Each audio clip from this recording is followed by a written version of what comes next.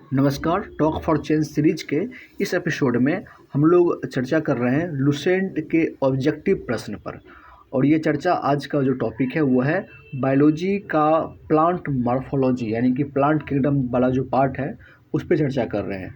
तो आप इसको ध्यान से सुने, समझें और इस प्रश्न को सॉल्व करने की कोशिश करें कि आप इसके बारे में क्या जानते हैं। ये आपके सामने प्रश्न है और आप बस 2 सेकंड के लिए रुककर इसका आंसर सोचकर बताएं क्या होगा, उसके बाद मैं आपको टिक करूँगा। देखिए, पहला क्वेश्चन ये कह रहा है कि पेड़ों की छाल पर उगने वाले लाइकन को क्या कहा जाता है। तो पेड़ों की छाल पर जो लाइकन उगते हैं उसे क्या कहा जाता है।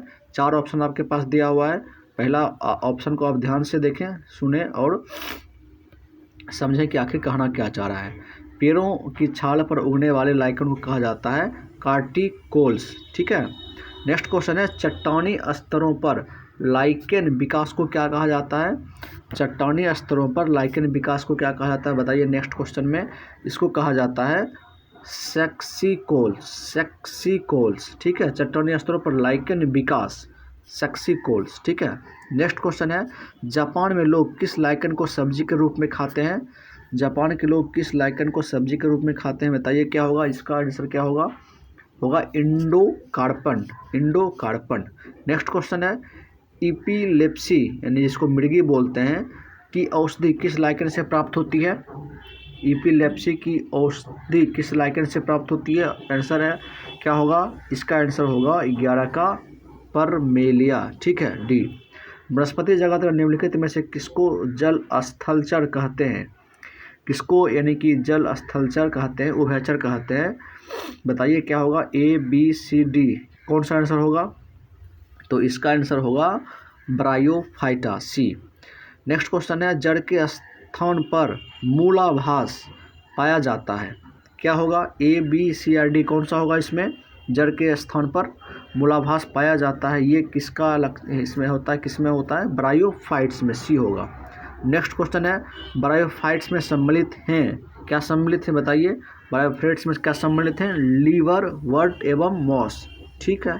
बीजों की प्रकृति किसमें उत्पन्न हुई। बीजों की प्रकृति उत्पन्न हुई है किसमें, ये उत्पन्न हुई है टेरिडोफाइट्स में। ठीक है, डी होगा इसका आंसर। नेक्स्ट क्वेश्चन है कि जलीय फर्न जिसे जैव उर्वरक के रूप में जाना जाता है। आप इसको आंसर नीचे नहीं देखना है, आपको बताइए क्या होगा। मैं इसको बस तो ऐसे कर दे रहा हूँ। ठीक है, आपको इस पे ध्यान, आपका इस पर नहीं जाना चाहिए, आपका ध्यान होना चाहिए क्वेश्चन पे। ठीक है। नेक्स्ट क्वेश्चन ये कह रहा है, बताइए कि जलीय फर्न जिसे जैव उर्वरक के रूप में प्रयुक्त किया जाता है वह क्या है। वह होगा एक तरह से एजोला। ठीक है, एजोला होगा इसका आंसर। नेक्स्ट क्वेश्चन है, पुनर्जीवन का गुण होने के कारण निम्न में से किसे मेजों पर सजावट के लिए रखते हैं। इसका आंसर होगा सीलेजीनेला। ठीक है। निम्नलिखित में से किसके बीजाणु दवा के रूप में प्रयोग किए जाते हैं, क्या होगा इसका आंसर। किसके जीवाणु दवा के रूप में प्रयोग किए जाते हैं, इसका आंसर होगा इसका आंसर होगा लाइकोपोडियम। ठीक है, लाइकोपोडियम। निम्नलिखित में से किसे जैव उर्वरक के रूप में प्रयोग किया जाता है। 119 नंबर क्वेश्चन है, जैव उर्वरक के रूप में किसे प्रयोग किया जाता है, ये होगा एजोला। ठीक है। नेक्स्ट क्वेश्चन है, सबसे अधिक क्रोमोसोम किसमें पाया जाता है। सबसे अधिक क्रोमोसोम पाया जाता है, बताइए क्या होगा। सबसे अधिक क्रोमोसोम होगा ये टेरिडोफाइट्स में होगा। ठीक है, चलिए आगे बढ़ते हैं नेक्स्ट क्वेश्चन की तरफ। नेक्स्ट क्वेश्चन ये कह रहा है, किस वर्ग के पौधे में बीज बनते हैं परंतु बीज नग्न रूप में पौधे पर लगे रहते हैं। किस वर्ग के पौधे में बीज बनते हैं, ठीक है, परंतु बीज नग्न रूप पर पौधे पर लगे रहते हैं। इसका आंसर क्या होगा, बताइए। इसका आंसर होगा जिम्नोस्पर्म। ठीक है। नेक्स्ट क्वेश्चन है, संसार के सबसे लंबे पौधे किससे संबंधित हैं, बताइए क्या होगा। संसार के सबसे लंबे पौधे संबंधित हैं जिम्नोस्पर्म से। ठीक है। नेक्स्ट क्वेश्चन है, जिम्नोस्पर्म का मेवा किसे कहा जाता है। जिम्नोस्पर्म का मेवा इसका आंसर क्या होगा। इसका आंसर होगा जिम्नोस्पर्म का मेवा कहा जाता है चिलगोजा को, चिलगोजा। ठीक है। नेक्स्ट क्वेश्चन है, कोडेलाइट जड़ें किसमें पाई जाती है। कोरेलाइट जड़ें किसमें पाई जाती है? तो इसका आंसर होगा आपका, इसका होगा साइकस। नेक्स्ट क्वेश्चन है, सबसे बड़ा बीजांड किसमें होता है? तो सबसे बड़ा बीजांड बताइए क्या होगा? सबसे बड़ा बीजांड होता है इसमें साइकस में होता है। ठीक है, नेक्स्ट क्वेश्चन है, चिलगोजा किससे प्राप्त होता है? बताइए क्या होगा? चिलगोजा किससे प्राप्त होता है? इधर आपको नहीं ध्यान देना है। चिलगोजा किससे प्राप्त होता है? जल्दी बताइए, इसका आंसर होगा चिलगोजा प्राप्त होता है पाइनस से। ठीक है, नेक्स्ट क्वेश्चन है, साबूदाना जिसे सैगो कहा जाता है किससे बनाया जाता है? साबूदाना बनाया जाता है साइकस से। ठीक है, नेक्स्ट क्वेश्चन है, दमा एवं खांसी के रोगों में काम आने वाली औषधि इफेड्रिन किससे प्राप्त की जाती है? ये प्राप्त की जाती है इडेफ्रा से। ठीक है, ये इडेफ्रा से प्राप्त की जाती है। नेक्स्ट क्वेश्चन है, विषाणु क्या है?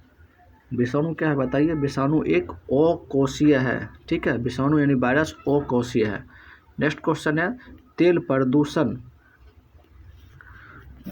नेक्स्ट क्वेश्चन है, तेल प्रदूषण के नियंत्रण में प्रयुक्त होने वाला सुपरबग क्या है? इसका सुपरबग क्या होगा? तेल प्रदूषण के नियंत्रण में प्रयुक्त होने वाला सुपरबग क्या होगा? इसका होगा जीवाणु विकृति। ठीक है, जीवाणु विकृति। नेक्स्ट क्वेश्चन है, निम्नलिखित में से कौन प्रदूषण संकेतक पौधा है? तो इसका आंसर क्या होगा? इसका आंसर होगा लाइकेन। ठीक है, नेक्स्ट क्वेश्चन है, निम्नलिखित में से किसे जैविक खाद के रूप में प्रयुक्त किया जाता है? क्या होगा इसका आंसर बताइए? किसे जैविक खाद के रूप में प्रयोग करते हैं हम लोग? ये होगा एजोला। ठीक है, नेक्स्ट क्वेश्चन है, निम्न में से कौन सा जैविक नाइट्रोजन निर्धारण से संबंधित है? तो इसका होगा नीला हरा शैवाल। ठीक है, अब आगे बढ़ते हैं नेक्स्ट टॉपिक की तरफ। ये टॉपिक है हम लोग का है प्लांट मॉर्फोलॉजी, और प्लांट मॉर्फोलॉजी में हम लोग देखते हैं किस तरह के सवाल पूछे जा रहे हैं। मूलांकर यानी रेडिकल्स के अतिरिक्त पौधे के किसी भी भाग से विकसित होने वाली जड़ें क्या कहलाती है? तो आपको ये ध्यान से देखकर बताइए इसका आंसर क्या होगा। ये जड़ें क्या कहलाती है? ये जड़ें कहलाती है औपस्थानिक मूल। ठीक है, ये क्या होगा? औपस्थानिक मूल। नेक्स्ट क्वेश्चन है, मूलांकर से विकसित होने वाले जड़ें क्या कहलाती है? यानी मूलांकर के अतिरिक्त पौधे के किसी भाग को विकसित होने वाली जड़ें कहलाती है औपस्थानिक। ठीक है, ये कह रहा है कि मूलांकर से विकसित होने वाली जड़ें, वो उससे अतिरिक्त था, बट ये क्या है कि मूलांकर से विकसित होने वाली जड़ें क्या कहलाती है? ये कहलाती है मूसला जड़ें। ठीक है, देखते हैं पौधे में मूसला जड़ें होती है।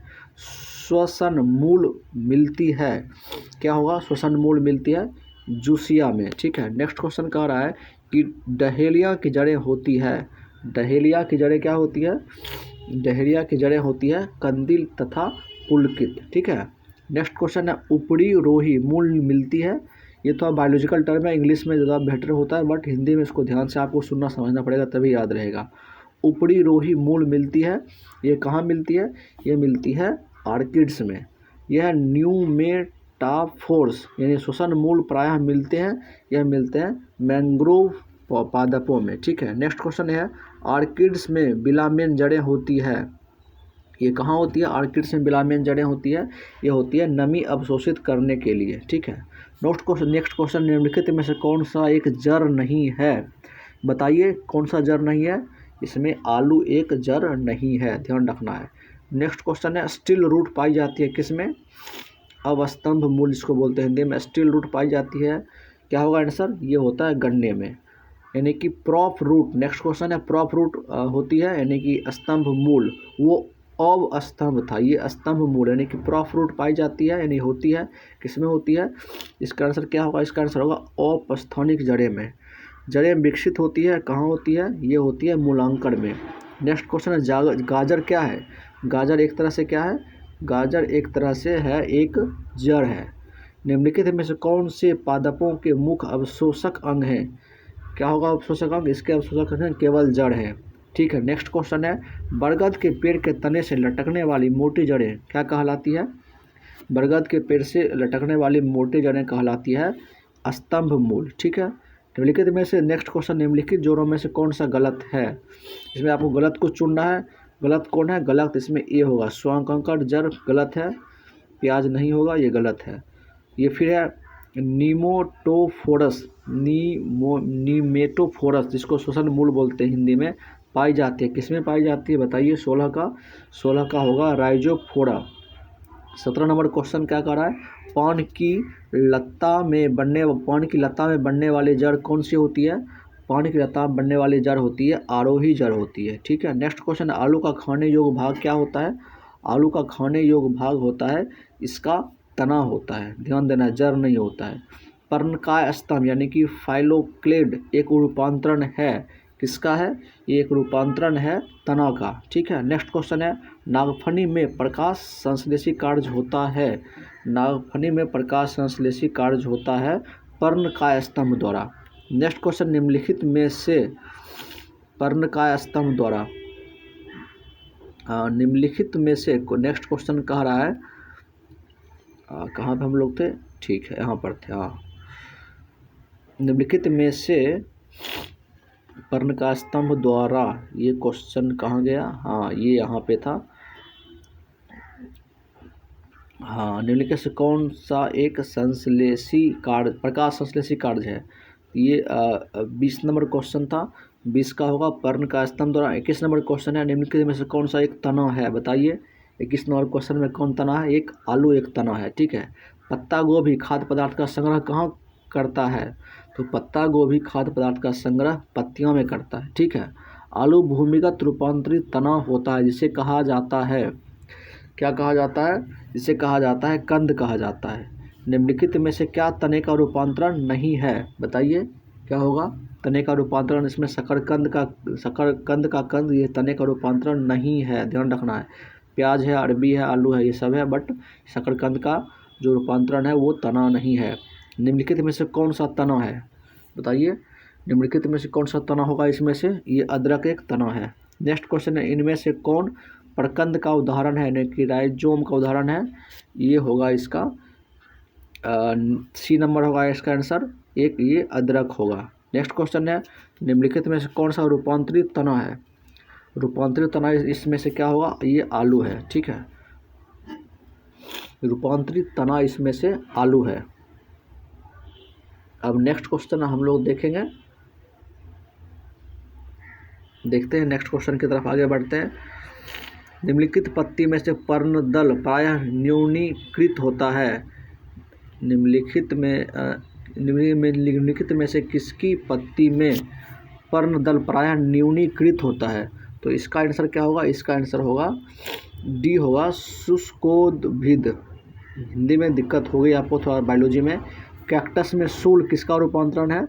कैक्टस में शूल रूपांतरण है पत्ते का, ठीक है। पुष्पों का अध्ययन कहलाता है, पुष्पों का अध्ययन कहलाता है एंथोलॉजी। नेक्स्ट क्वेश्चन में, पौधे कभी पुष्प नहीं बनते जो कहलाते हैं आर्किड्स। वे पौधे जिनमें कभी पुष्प नहीं बनते वो क्या कहलाते हैं? आर्किड्स। नेक्स्ट क्वेश्चन है, पूर्ण पुष्प में क्या पाया जाता है? जो पूरी तरह से पुष्प कहलाते हैं उसमें क्या पाया जाता है? तो इसका आंसर होगा, आप सभी जानते हैं कि ये होगा सभी चारों चक्र होगा, सभी चारों चक्र, ये होगा सी। पुष्प के जनन चक्र क्या है? पुष्प के जनन चक्र हैं यहाँ पे पुंवांग और जायांग, ठीक है। नेक्स्ट क्वेश्चन है, निम्न में से कौन सा एक उभयलिंगी फूलों के बारे में सही है? इसमें उभयलिंगी फूलों के बारे में होगा, उसमें पुंकेसर और अंडप दोनों होते हैं, ठीक है। नेक्स्ट क्वेश्चन है, कुरुंजी पुष्प के 12 वर्ष में एक बार खिलने का क्या कारण है? जो कुरुंजी पुष्प है वह 12 वर्ष में एक बार खिलता है, इसका क्या कारण है? इसका होगा फ्लोरिजन स्राव, ठीक है। संसार का सबसे छोटा पुष्प कौन है? ये है वुलिफिया, ठीक है। फूल गोभी में पौधों का उपयोगी भाग कौन सा है? फूल गोभी में पौधों का उपयोगी भाग जो है वो है ताज़ा पुष्प समूह, ठीक है।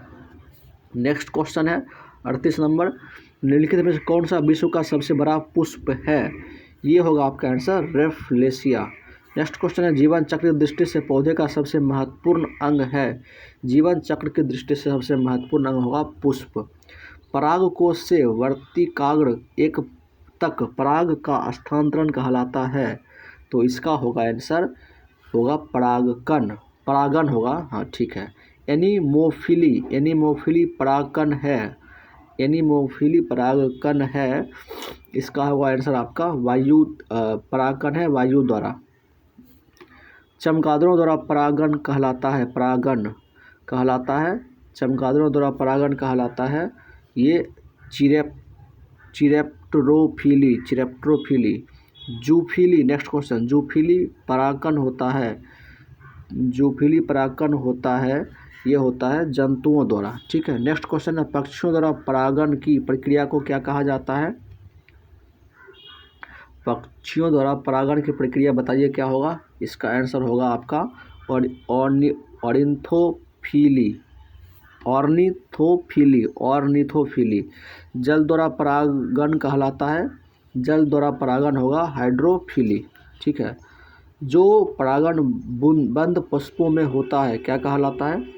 बंद पुष्प में जो होता है परागण कहलाता है कैलिस्टोगेमी। ठीक है, कैलिस्टोगेमी। नेक्स्ट क्वेश्चन है और लास्ट है ये, पर परागण लाभदायक होता है क्योंकि इसके कारण होता है, इसके कारण क्या होता है?